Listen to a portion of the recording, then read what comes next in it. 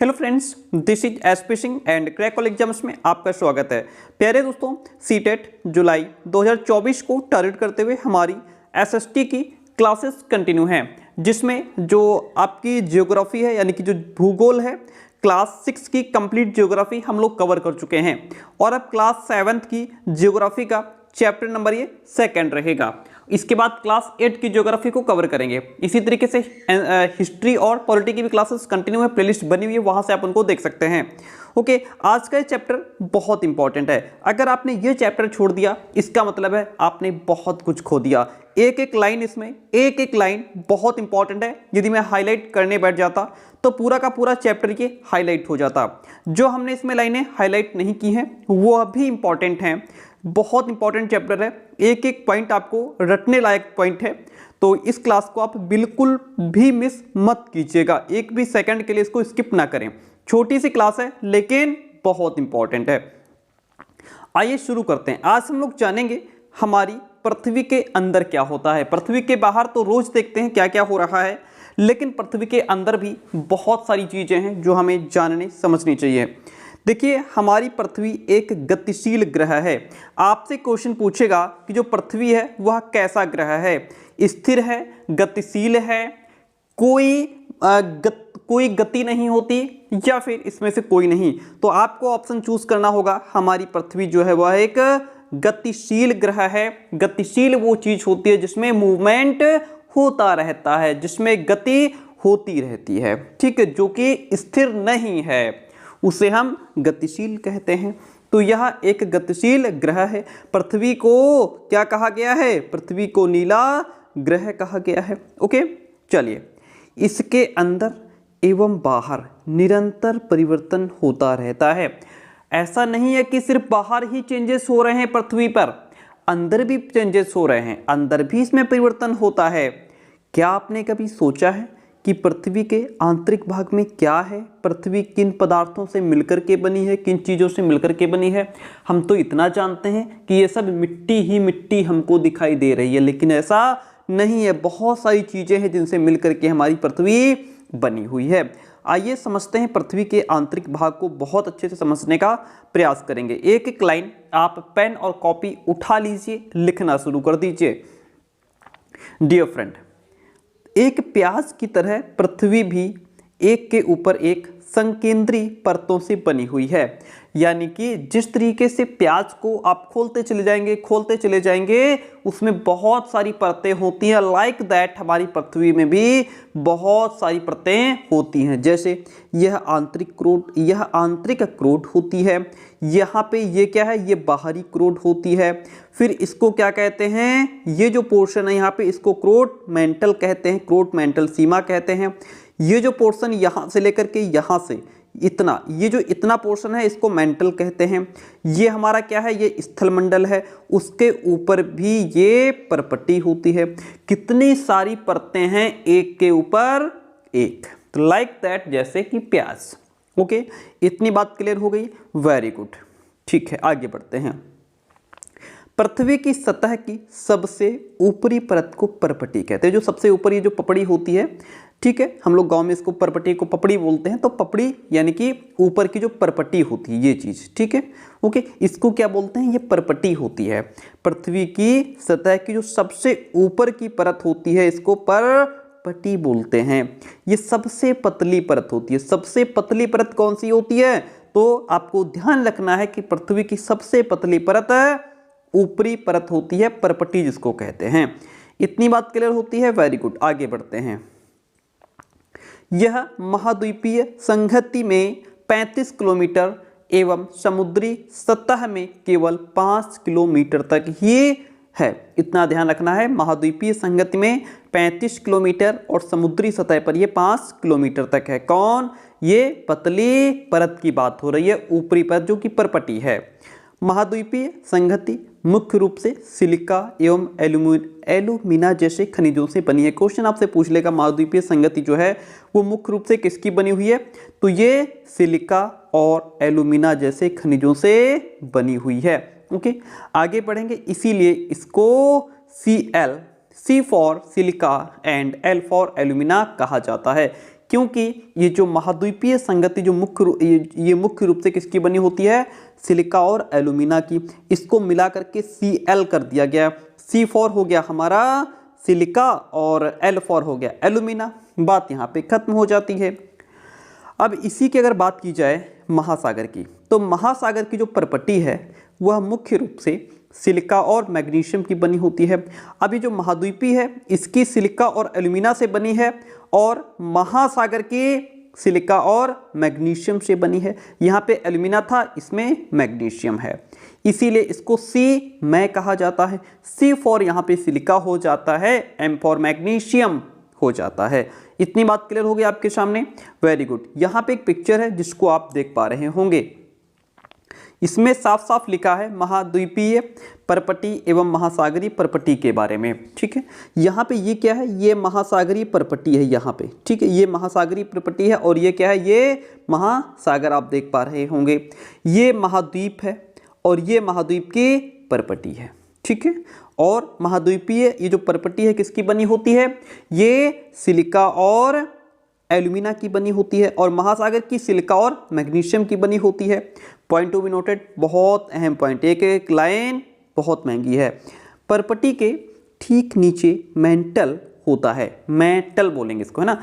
परपटी के ठीक नीचे मेटल होता है जो 2900 किलोमीटर की गहराई तक फैला है। पॉइंट टू नोटेड, परपटी के ठीक नीचे मेटल होता है जो कितने किलोमीटर की गहराई तक फैला हुआ है, 2900 किलोमीटर की गहराई तक फैला होता है। इसकी जो सबसे आंतरिक परत है वो कौन सी है, क्रोड। जो क्रोड है ये सबसे आंतरिक परत होती है। यहाँ तक बात क्लियर होती है। Very good. अब आगे बढ़ते हैं। अब ये जो इसकी जो सबसे आंतरिक परत जो क्रोड है, इसकी अगर त्रिज्या की बात की जाए तो लगभग 3500 किलोमीटर है। डिफरेंट कितनी, इसकी जो त्रिज्या है लगभग 3500 किलोमीटर होती है। ये मुख्यतः निकिल और लोहे की बनी होती है। किसकी, ये जो आंतरिक क्रोड है, यहाँ पे जैसा कि पॉइंट कह रहा है, इसकी जो आंतरिक परत जो क्रोड होती है, ये एक तो इसकी त्रिज्या 35 किलोमीटर हो गई, प्लस ये निकिल और लोहे की बनी होती है। निकिल और लोहे की बनी हुई है, इसीलिए इसको निफे कहा जाता है। नी फॉर निकल, फे फॉर फेरस। तो ये निकिल और लोहे की बनी होती है, इसलिए इसको निफे नाम दे दिया गया है। केंद्रीय क्रोड का तापमान एवं दाब काफ़ी उच्च होता है। केंद्रीय क्रोड का तापमान और यानी कि इसका टेम्परेचर, इसका प्रेशर काफ़ी हाई होता है। अब यहाँ पे एक पॉइंट दिया हुआ है, इसको समझते हैं। पॉइंट कहता है कि पृथ्वी के आयतन का केवल 1% हिस्सा ही परपटी, यानी कि पृथ्वी का जो कुल आयतन है उसका कितने प्रतिशत हिस्सा परपटी में है, तो 1% है।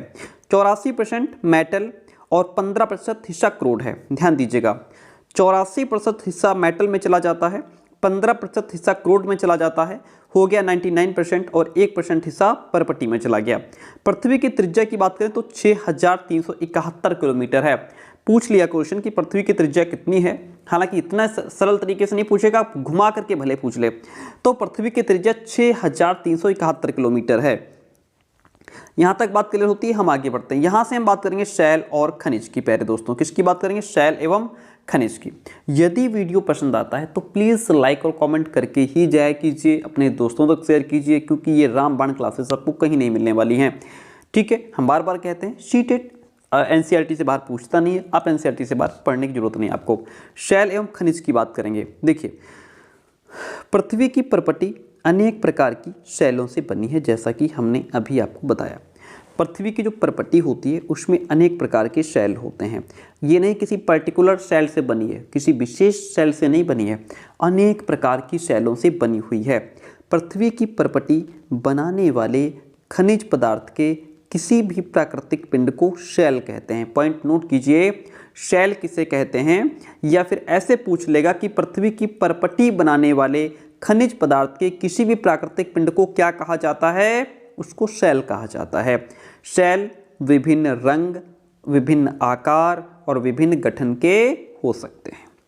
अगर हम मुख्य रूप से बात करें तो मुख्य रूप से जो शैल होते हैं डिफरेंट, यह 3 प्रकार के होते हैं। मुख्य रूप से शैल कितने प्रकार के होते हैं, 3 प्रकार के। कौन कौन से, आग्नेय शैल, अवसादी शैल और कायांतरित शैल। इनके इंग्लिश में नाम याद रखिएगा। आग्नेय को इग्नियस भी कहा जाता है, अवसादी को सेडिमेंट्री शैल कहा जाता है और कायांतरित को मेटामॉर्फिक शेल कहा जाता है।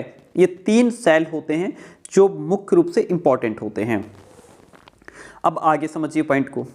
द्रवित मैग्मा, ऐसा मैग्मा जो पहले द्रव के रूप में है, जो पहले बहने लायक है, जो बह रहा है, वह मैग्मा जब ठंडा हो जाता है तो ठोस हो जाता है। क्योंकि द्रव क्या है? द्रव वो चीज होती है जो लिक्विड होती है ना, जो बह रही है, जैसे आपका ऑयल है, मिल्क है और वाटर है, ये सभी द्रव हैं।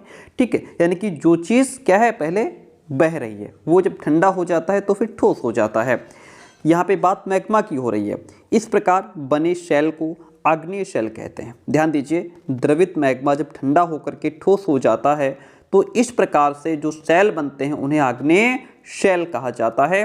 और आग्नेय शेल को प्राथमिक शेल नाम भी दिया गया है। किन शेलों को हम प्राथमिक शेल कहते हैं? आग्नेय शेलों को हम प्राथमिक शेल भी कहते हैं।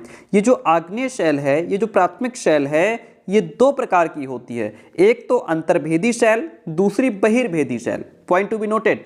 देखिए, आग्नेय शेल जो है इसको प्राथमिक शेल भी कहते हैं और ये 2 प्रकार की होती है, अंतर्भेदी शेल और बहिर्भेदी शेल। ओके, नोट कर लिया होगा आपने डेफिनेटली। अब आगे बढ़ते हैं। क्या आप ज्वालामुखी से निकलने वाले लावा की कल्पना कर सकते हैं? जो ज्वालामुखी से लावा निकलता है, वास्तव में आग की तरह लाल द्रवित मैग्मा ही लावा है। आग की तरह लाल जो द्रवित मैग्मा है, जो द्रव के रूप में है, वही लावा है, जो पृथ्वी के आंतरिक भाग से निकल करके सतह पर आता है। ये मैग्मा कहाँ पाया जाता है? ये द्रवित मैग्मा कहाँ है? ये पृथ्वी के अंदर है। इसके आंतरिक भाग से निकल करके कहाँ? ऊपर सतह पर आ जाता है। आपने बहुत सारे वीडियोस में या कहीं देखा भी होगा पिक्चर्स के माध्यम से। जब द्रवित लावा पृथ्वी की सतह पर आता है, ये तेजी से ठंडा होकर के ठोस बन जाता है। क्योंकि बाहर का टेम्परेचर जब उसको ठंडा मिलता है तो वो ठंडा हो जाता है।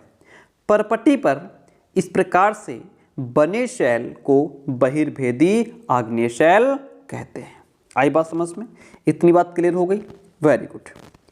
इनकी संरचना बहुत महीन दानों वाली होती है।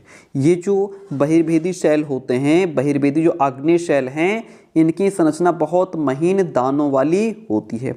जैसे कि बेसाल्ट शेल हो गए, उदाहरण के तौर पर बेसाल्ट शेल। बेसाल्ट शेल की जो संरचना होती है वो कैसी होती है? बहुत महीन दानों वाली होती है। ठीक है, इतनी बात क्लियर हो गई। दक्कन पठार बेसाल्ट शैलों से ही बना है। दक्कन पठार किस प्रकार की शैलों से बना है? दक्कन पठार बेसाल्ट शैलों से ही बना है।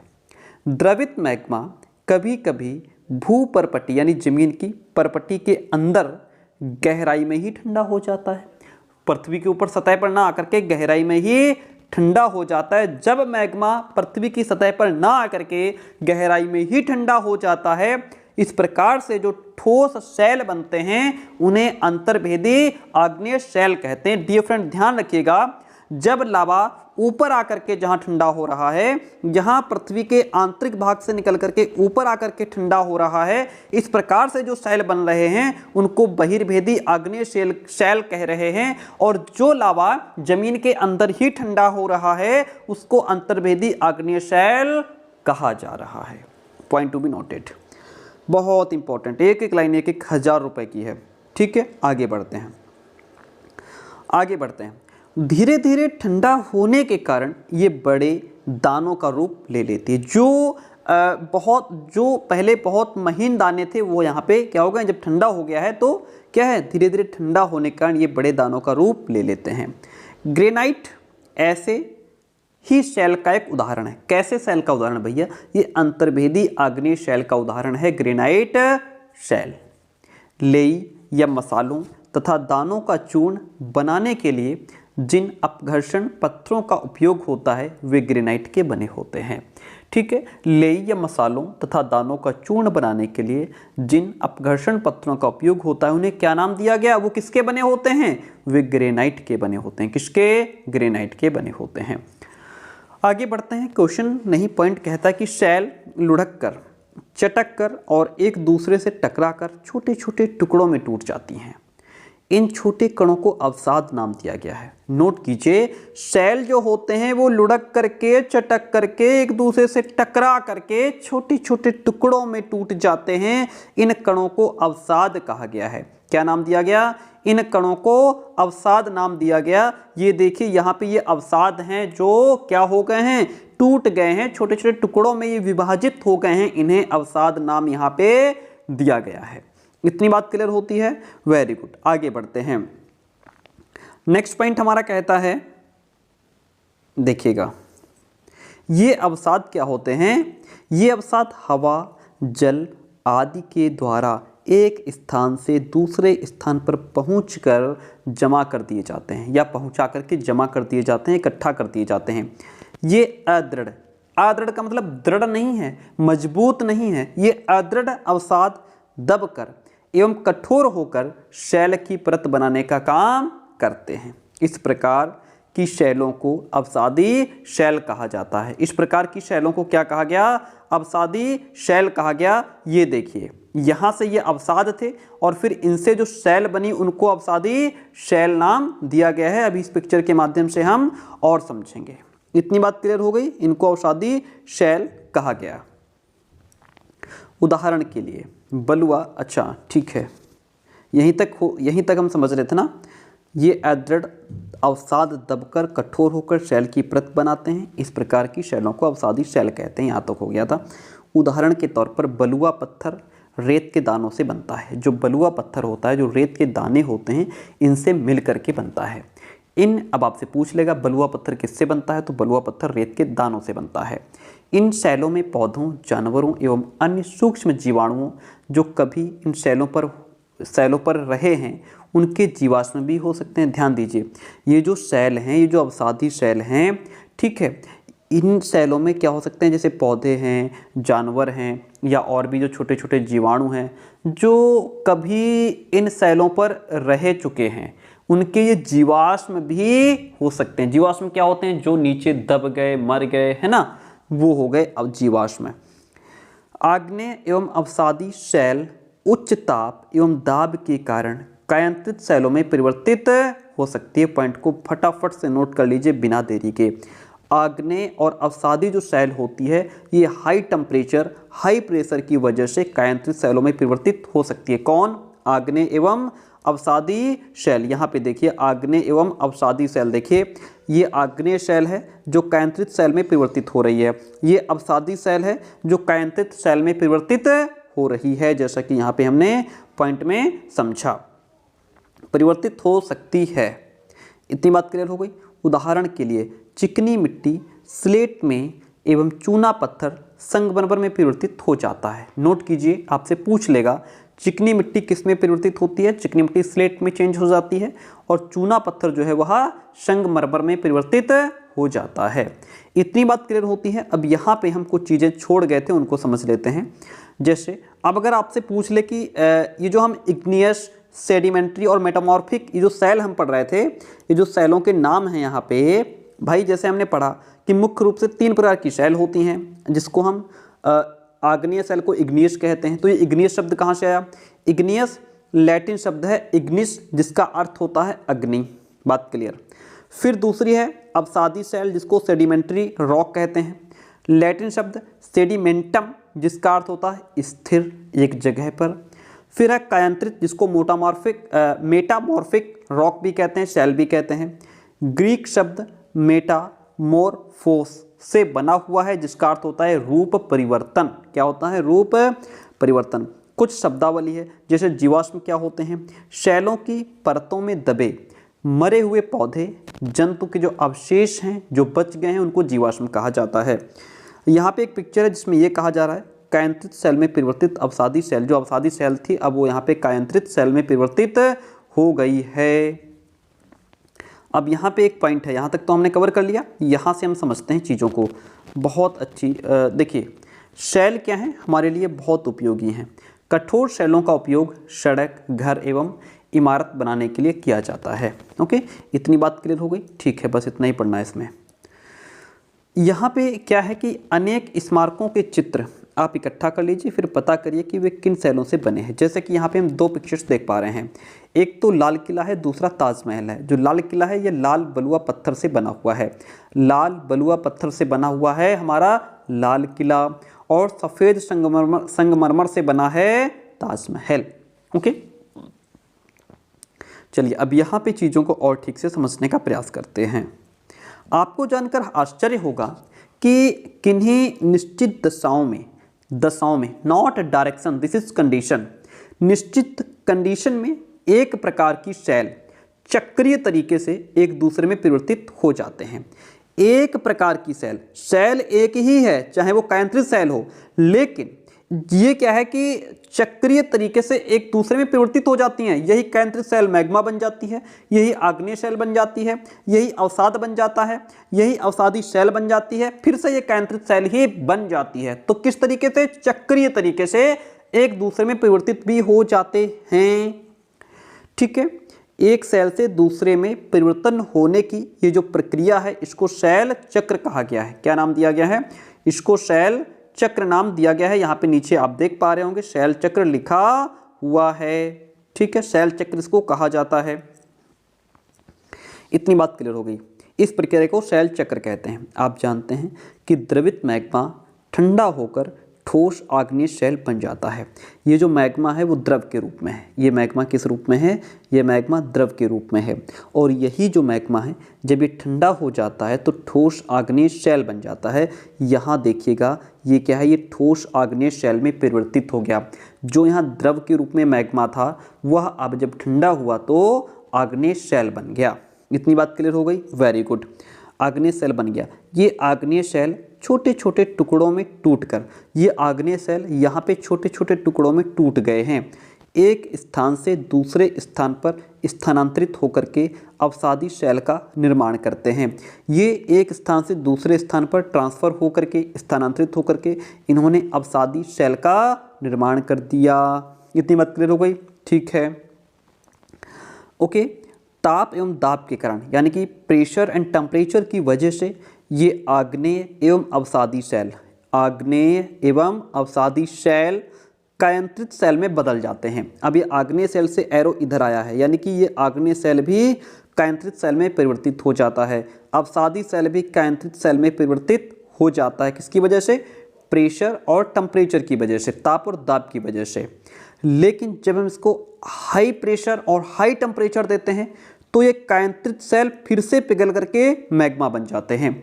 यहाँ पे इनको सही प्रेशर और सही टेम्परेचर मिला तो ये दोनों कायांतरित सेल में परिवर्तित हो गए। लेकिन जब कायांतरित सेल को हाई प्रेशर हाई टेम्परेचर दिया गया तो ये फिर से पिघल करके मैग्मा का रूप इसने ले लिया, फिर से द्रवित मैग्मा ये बन गया। इतनी बात क्लियर हो गई? Very good.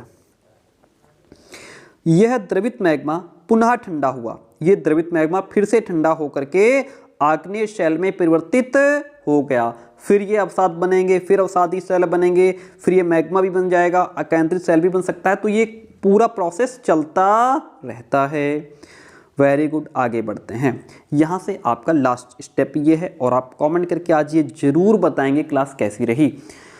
ओके, चलिए यहाँ पे इंपॉर्टेंट चीज़ें दी हैं। सेल विभिन्न खनिजों से बनी होती हैं। नोट कीजिए, सेल किससे बनी होती हैं? सेल किस खनिज की बनी होती है? तो सेल विभिन्न प्रकार की खनिजों से मिलकर के बनी होती, नॉट पर्टिकुलर खनिज। खनिज प्राकृतिक रूप में पाए जाने वाले पदार्थ होते हैं जिनका निश्चित भौतिक गुणधर्म और निश्चित रासायनिक मिश्रण होता है। खनिज मानव जाति के लिए बहुत इंपॉर्टेंट हैं। कुछ का उपयोग ईंधन की तरह होता है। कुछ खनिज हैं जैसे कोयला, प्राकृतिक गैस, पेट्रोलियम, ये भी खनिज हैं, ये ईंधन के रूप में हैं। इनका उपयोग उद्योगों, औषधियों, उर्वरक में भी होता है, जैसे लोहा है, एल्युमिनियम है, सोना है, यूरेनियम है, ये सब चीज़ें। ठीक है, तो इस तरीके से आज हमने इस क्लास को कवर किया। अब इसमें जो नीचे क्वेश्चंस हैं ये आप हमें कमेंट करके एक एक क्वेश्चन का जवाब दीजिए। अगर आपने पढ़ा है ठीक से तो आप कमेंट करके लिखिए कि द्रवित मैग्मा से बने सेल ये कहलाते हैं। पृथ्वी की सबसे आंतरिक जो भीतरी परत है वो ये कहलाती है। सोना, पेट्रोलियम, कोयला किसके उदाहरण हैं? सेल हैं, खनिज हैं, जीवाश्म हैं। ये बहुत ही सरल क्वेश्चन हैं। अगर आपने मन से पढ़ा है तो डेफिनेटली ठीक है, इन क्वेश्चंस के आंसर आप नीचे जरूर देंगे। और नीचे यहाँ पे लिखा है कि क्रोड क्या होता है, खनिज क्या होती है, शैल क्या होता है, इन क्वेश्चंस को आप जरूर अटेम्प्ट करेंगे। ठीक है, चलिए, तो इस तरीके से कोर्स ये क्लास हमारी कवर हुई। कल हम डेफिनेटली 2 बजे की क्लास में ज़रूर मिलेंगे। आज 2 बजे की क्लास हमारी मिस हो गई। 2 क्लासेस तो डेली होती हैं, 2 बजे 9 बजे। ओके, इनको जो है अटेंड करना बिल्कुल ना भूलें। Thank you so much.